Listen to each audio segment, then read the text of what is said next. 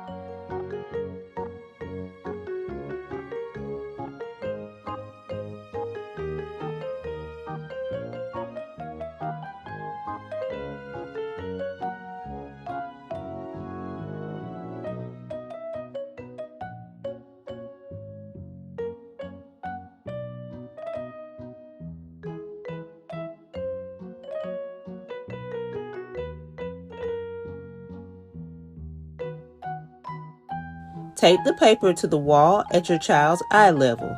Have your child look at the numbers and count up to find the answer. They can add one color sticker for one number and a different color sticker for the other number. This allows them to see that adding the two numbers together will give them the answer.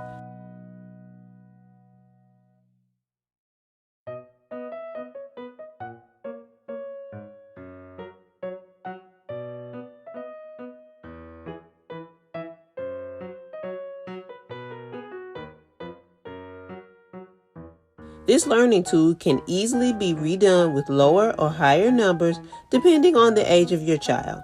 Thanks for watching and make sure to like and subscribe.